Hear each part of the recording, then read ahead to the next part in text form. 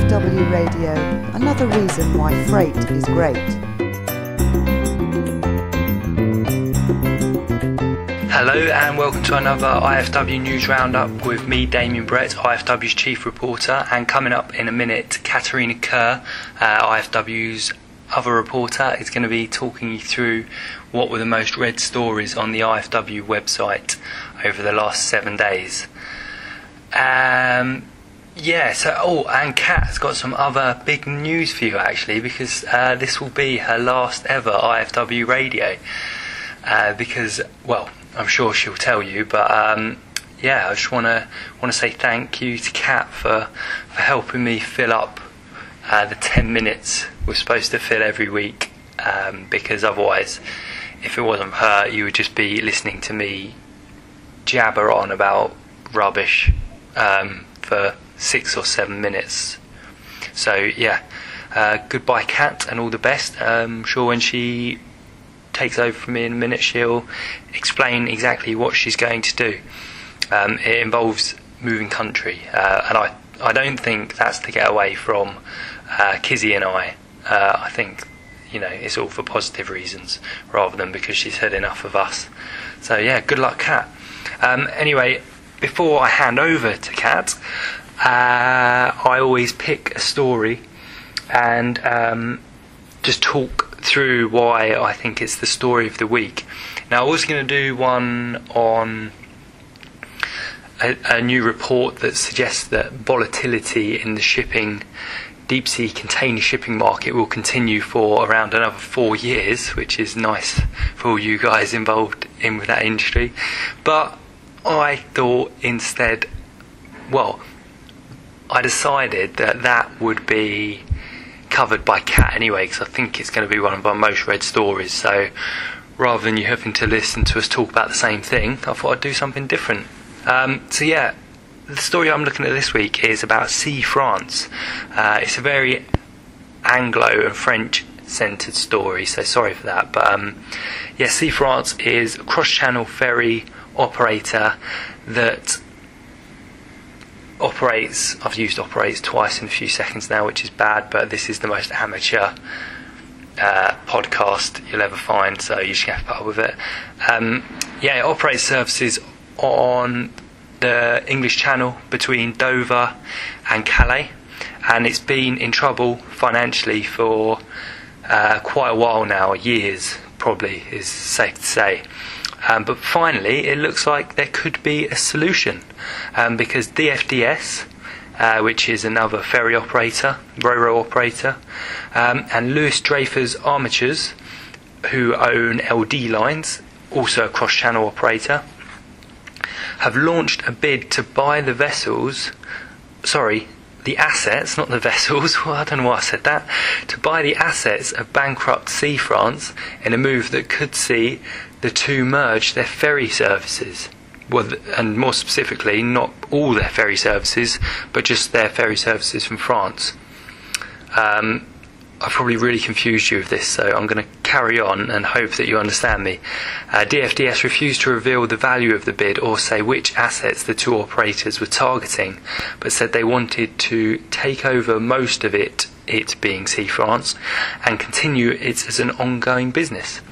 The two companies said that if their bid, which is subject to conditions including approval by the relevant competition authorities, was successful, they would form a jointly owned company with DFDS as the majority shareholder to acquire the mystery assets of SeaFrance. DFDS's Dover-Dunkirk route and LDA's ferry shipping arm, LD Lines, would then be transferred to the joint venture. So what that means is that basically DFDS's Dover to Dunkirk route and LD Line services between Portsmouth and Le Havre, New Haven and Dieppe, and Saint-Nazaire-Guigon and Marseille-Tunis would also become part of this new, I don't know what they're going to call it if they're successful, but this new joint venture company. So it'd basically cover DFDS's Dover Dunkirk service and then all of LD Line's services. Now, the background to this is that SeaFrance entered receivership in June 2010, and its receiver announced that all bids for the company's assets were to be made by late this week. So DFDS said the participation in the bid in cooperation with LDA reflects DFDS's strategy of building a European integrated shipping and logistics network. I love some of these quotes the shipping lines put out. I don't really know what that means, so I'll try and figure it out. So they participated in the bid and cooperated with Louis Dreyfus because they have a strategy of building a European integrated shipping and logistics network. There must be more to it than that. I'm sure it's because it's a good price and all things like that as well, but that's what they said. SeaFrance operates a short sea passenger and freight route between Dover and Calais. It deploys 3 RoPax ships, that's row passenger ships, and 1 ro-ro vessel. In 2010, the route carried 551 freight units and 2.9 million passengers, which is actually quite a few people. A spokesman for rival cross-channel operator P&O Ferries told Lloyd's List, which is IFW's sister publication, it would watch with interest as this plays out to the end of October, when SeaFrance's protection under the French equivalent of administration is due to expire. The story also follows news that last month the European Commission Competition Authority announced it was investigating cash injections into SeaFrance by its parent company SNCF, which is actually state-owned. The competition authorities will decide whether the €223 million injection, which equates to $317 million, whether it had breached any rules on state aid. So yeah, it's not, well, I'd say it's nice to see this saga coming to an end, because I've been writing about it for the last couple of years, but yeah, as long as jobs are protected, and it doesn't mean any cuts in ferry services and things like that, I suppose, but yeah, we can only hope. We'll just have to, as P&O are doing, watch with interest. Anyway, that's enough. I've actually managed to babble on for 7 minutes, so Kat's only got 3 minutes to do the roundup. Good luck to her. Thanks, Damien. And yes, unfortunately, this will be the last time I present the top 5 stories of the week for IFW Radio. I'll be leaving at the end of the week, and we'll be jetting off to South Africa in search of new opportunities and really just a bit of a change. So, sadly, I will continue on to the top 5 most read stories of the week. The 5th most read story of the week, with 535 views, is Chinese cargo vessel explodes, and this had a video that came with it. 12 people, including 4 firefighters, were injured after an explosion on board a 5,000-ton cargo vessel last Monday night at a shipyard in Pingtang Island in southeast China's Fujian province. The injured were taken to hospital, 9 with severe injuries, according to the Fuzhou Fire Department. Firefighters were able to get the resulting blaze under control 3 hours after the blast happened at 8:35 p.m. local time. There were 21 crew on board the Tianjin registered vessel, which was being examined and repaired at the Canal shipyard. More info on this and a link to the video can be found on the IFW website. The 4th most read story of the week, with 709 views, is more shipping lines axe services out of Asia. More shipping lines have axed Asia-North America services as the battle to push up rates on the Trans-Pacific trade lane steps up a gear. Last week, or 2 weeks ago, MSC, Maersk Line and CMA CGM announced they had cancelled their annual Jaguar service this year. The joint peak season extra service between Shanghai, Ningbo, Los Angeles and Shanghai, again, operated by 5 Maersk vessels with an average size of 6,500 TEU, was due to be launched at the end of May and had already been postponed. Last week, the lines said that the service would not run until May 2012. Also last week, Hanan Pan Ocean Shipping and TS Lines decided to scrap their joint TP1 service, which had been launched in May with 4 3,000 TEU ships. A senior executive at TS Lines said that it made the decision because of losses. The move has now reduced the number of joint Trans-Pacific services offered by the carriers from 3 to 2. The 3rd most read story of the week, with 816 views, is Asia-Europe prices hit new low for the year. Container rates on the Asia-Europe trade have hit the US $800 per TEU mark. just days after shipping lines unveiled plans to push up prices in August. The latest weekly figures from the Shanghai Containerized Freight Index revealed that average all-in spot rates on services from Shanghai to Europe slipped to $800 per TEU compared with $809 per TEU 2 weeks ago.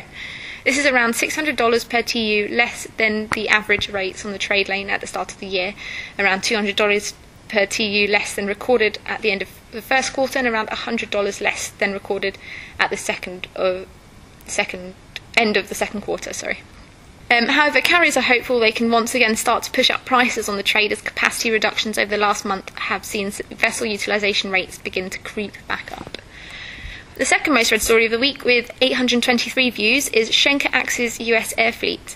So DB Schenker is to axe its US aircraft fleet over the coming weeks in favour of a non-fixed asset model in response to changing market conditions. CEO Heiner Merman said the operator had decided to axe its dedicated fleet as customers were increasingly opting for expedited overland transport instead of domestic air services. The company had also been affected by the prolonged recession and increasing fuel prices, he said. He also claimed customers were looking for logistics companies that could provide transport management services rather than transactional transport. However, Schenker said it remained committed to maintaining a strong presence throughout the Americas. And finally, the most read story of the week, with 827 views, is container shipping will stay volatile for 4 more years. The high volatility experienced in the container shipping market over the past few years will continue for another 4 years, according to one analyst. Intel said changing market conditions and economic developments had caused the balance between the supply of ships and demand for space on those vessels to become increasingly unstable since 2009. Until these factors subside, which Intel does not expect to happen for 3 or 4 years, the highly volatile conditions experienced in 2009, 2010 and 2011 are predicted to continue. The analyst blamed several changes in the market for the volatility. Firstly, carriers were still coming to terms with changing trade distances. In the past 30 years, global demand for container shipping had grown by 8 to 9% a year, but vessel supply had grown by around 11%, said. A second factor for the volatility is the slowdown of growth on the head-haul direction of trade routes. And other trends identified was sudden cascading of vessels onto smaller trade lanes, resulting in battles for market share, carriers increasingly turning to vessel layups to restore freight rates, sudden inventory corrections, and the possibility of slow steaming coming to an end. So that brings the news roundup to a close. So you can get more news at the IFW website, which is ifw-nets.com. Alternatively, you can take part in industry discussions by tweeting us at twitter.com/IFWnet, by liking our page on Facebook, which is facebook.com/newsIFW, or you can join our LinkedIn group. You can just search IFW Cargo and you'll find us. So this is goodbye from me for the foreseeable future.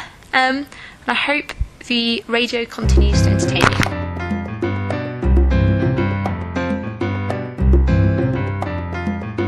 IFW Radio, another reason why freight is great.